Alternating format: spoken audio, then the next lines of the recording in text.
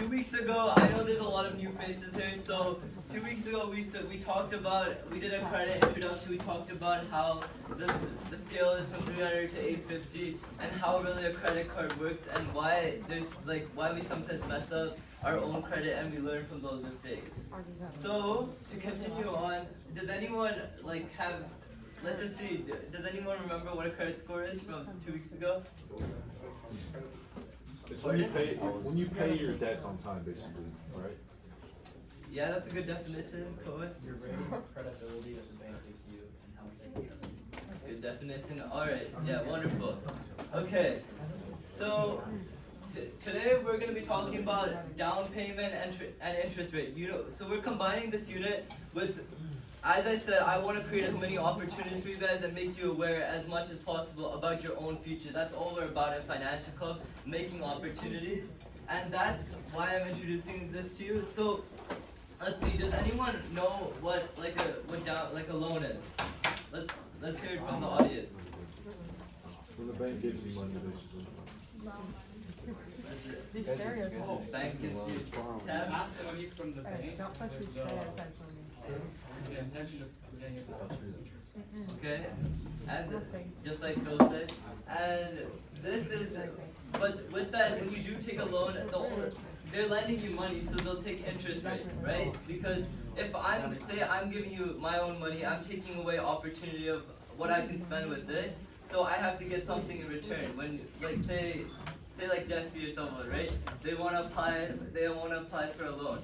They'll take multiple factors, like he'll go to the office and he'll have to give his credit report, his reliability, his job, and then these all factors take into place when he gives when he requests for that money.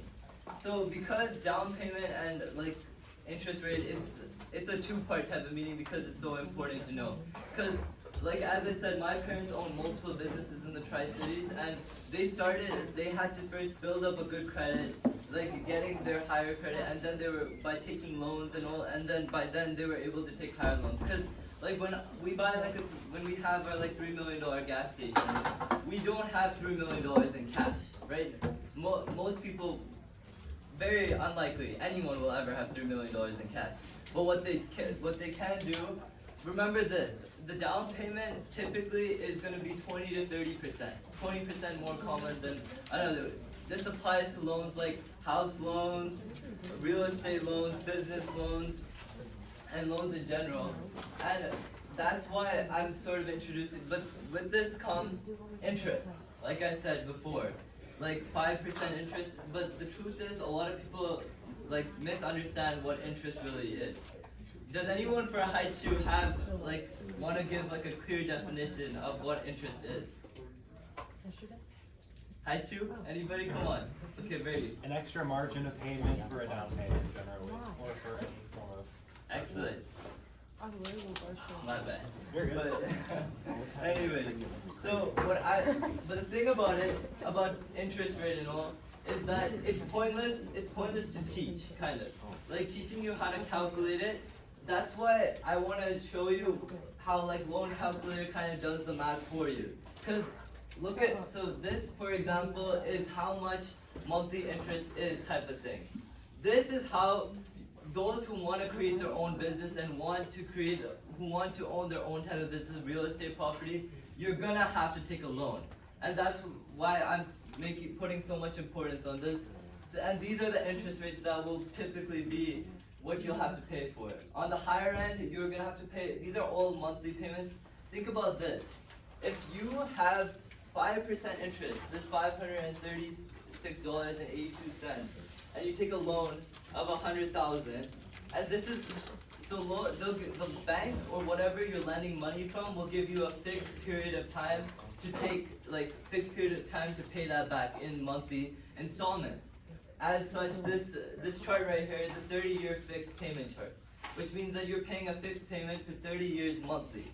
So, go and check my math here, but if this is $100,000, first off, let's take a guess. If this was at 5%, how much do you think that, so a banker or someone will go oh, you only have to pay 5% interest on this $100,000 loan over 30 years. What do you think it's gonna be? Over 30 years? 5% interest. Think about it. So 5% is just a percentage. So you think the bank is sort of telling you that it's 100,000. It's telling you it's just 5%, and 5% of 100,000 is just $5,000. So you think you're paying only $5,000 interest over 30 years, but if you actually do the math, when they say 5% interest, they're tricking you. Because if you did $536.82 times 12 months times 30 years, you're gonna have to pay about $192,000. Think about that, $192,000. You're paying 92%. You're paying 92%, 192%, instead of just the 100,000 principal. So was that right, Colin? About that area. So that's why I want to teach you guys this, because the banks and stuff will try to trick you. Like, that's the common misconception that most Americans have, common Americans and all. They think, oh, we're getting this at such a low 5% interest rate, but then they don't realize that they're paying 92,000 instead of 5,000. So that's what, in Financial Club, we try to prioritize using your own knowledge. Did anyone know that it could be that high? And that's what the type of opportunity, and you see it only goes up from there. So that's kind of what I wanted to sort of discuss with you. And then I wanted to talk more on how the process, like next week, to how we can apply for these loans, what type of details more in detail. Like I've talked about how important credit's a relative factor, because these loan officers, that's what they're called at banks and all, they will basically, they'll ask you for your credit history, they'll ask you for how much income you make, what and other factors. And these all contribute to how reliable you are. And having a high credit score will determine whether you have a 5% or maybe a 3.7, 3.5%. The better you do with your credit, you get the higher 800 type of scale. That's gonna determine how much less interest you're gonna have to pay. And I think everyone would agree that they want lower interest loans, because these are what is gonna progress your type of. Because if I have 100,000 loan, and then I only have to put 20, as we're staying with that 20-30%. If we stick with 20%, then we're just putting 20,000 in. So, and then you get 80,000 principal that you can use to invest, and that's the opportunity we're seeking. So, real quick, I wanna ask this question, and then I wanna take questions from all of you guys. So, first off, which one do you think is better to have, a credit card or a debit card? Hi, go ahead. A debit card's better if you're gonna spend recklessly. With credit card, you have to make smart decisions. So if I'm hearing you right, you're saying that a credit card is better if you're more responsible, but a debit card is better if you're not as responsible and you need to sort of have that extra responsibility. Is that right? Great answer. That's my last time too. But anyways, Brady, continue on. I agree with them. Debit cards tend to be better because credit cards also typically, if you make a payment, they not only want the money that they spent, but they also want a little bit of interest in a way. Is it better for you, or is it better in general? It's better for me if I use a debit card because I don't have to pay the same amount as I would with a credit card. Okay, Colin. I think it's better. I think they're equally good to use. Debit cards typically are used in day-to-day purchases of small things, and credit cards should be used for bigger purchases. Yeah. Specifically like airplane tickets, because you can get percentage back depending on the cards you use. But the more expensive purchases you spend on your credit card, it boosts your credit score. If you never use your credit card, you never use your credit score. Excellent answer. Amjad, did you have your hand up? Does anyone else have anything to add to continue before I sort of explain? Anybody? Okay. The truth is, it depends on how responsible you are. It depends how much you think you can handle. Because a credit card is a huge responsibility. Because Yes, there's so many benefits to it. You can get you can get cash back through, you guys all know what cash back is, right? When you get, basically on the purchase you make, you'll get like 3%, whatever amount back. And so you get additional benefits, you get your money back. And that's really good. But as long as you're responsible enough to make those proper decisions.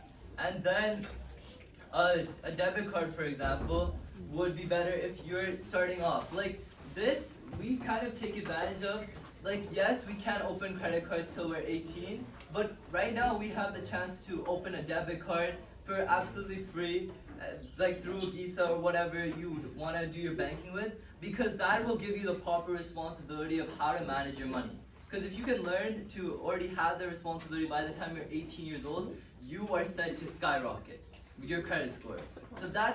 So I recommend anybody at this age to sort of open up a debit card to start building that responsibility of knowing what it means to swipe that card. Because realistically, swiping a card is so much easier than paying with cash, right? When you actually pay with cash, you're pulling it out of your wallet, you're checking the amount.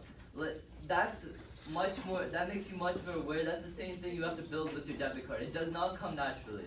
So it's important to practice those skills so you can be ready. Because I want to make sure all of you are successful in your futures. And this is one of the best ways to start to build to that type of responsibility a credit card needs. So for a $100,000 loan, I'd have to pay $20,000. You put $20,000 down. So then, that would be the typical average. And they'll give me $100,000. They'll give you And then $100,000. they'll get interest on top of it. You pay it, yeah, because the purpose of down payment is that they want to see if you do have the money to sort of take on that type of undertaking. It shows your trustworthiness, basically. Ty? So, say you have to pay like $4,000 a month, right? Yeah. As long as you pay that, the interest doesn't go up on it. So here's the thing. Are you talking about credit or are you talking about loans? Okay, so it's already going to be at an interest rate, the monthly payments, but you're saying that if you don't pay it, yeah, they can start to seize some of your assets. Like they can take, if you start a business with that loan and you were default, it's called defaulting on your loan payments. Can we quiet down on this side, please? Defaulting on your loan payments, then they can potentially take your stuff. And that's kind of the consequences you do not want to. So when you do take a loan, you want to understand how much you're paying monthly for how long, so that you can know that you can pay those off no matter how bad things do get. When you do pay monthly, does that improve your credit as well? Yes, because what you're doing is you're showing banks and stuff that you can pay these monthly payments off, and then that boosts your credibility. Because as you said, as I said, the bank is kind of like your parent. And your parent when you show you're more responsible, your parent will hold your hand at first. But then when you start to walk, you start to drive, and you get more freedom. Just like a parent gives you more freedom when you have more responsibility. Same thing, the more you show you're more trustworthy, the better your credit will go up. Great question. Another question? What was the best way, do you think, is to get good credit? The best? Okay. So, that's objectable, but the best thing you can do as soon as you get 18, as long as you've proven to be responsible, and you stay under that credit utilization rate, the credit utilization rate, which is like, if the cap is 1,000, you'd want to stay in that 30% range, like 300. You do that, then yeah, basically, the best way to do that is to get a credit card, and then later on, show you're reliable through your loan payments, and once you feel responsible enough, take a loan, and then that's how you'll get into the higher, like 700s range type of thing. Credit card is reliably paying it off is a great way to get to that 650 range, but after that, you're gonna need some more to strengthen yourself to that 800 plus. Hamza?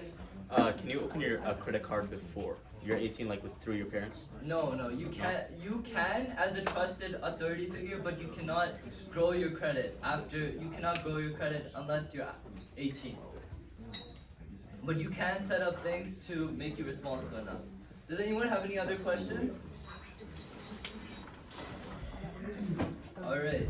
And speaking of credit, I know, I think what would be really helpful is if we get someone who has over an 800 credit score to really talk about how they sort of brought their credit. So next Tuesday or the Tuesday after that, I'm thinking of bringing my mom who has 820 credit score, and being my parents are both immigrants from India, so they came from the very start. They built themselves up to the real estate we have now. They started from nothing. So I think I think she'll be a really good experience, like she'll really explain the whole process and show that no matter how little money or little resources you have, you can make a better and brighter future for yourself. Does that sound good to you guys? Yeah. Wonderful.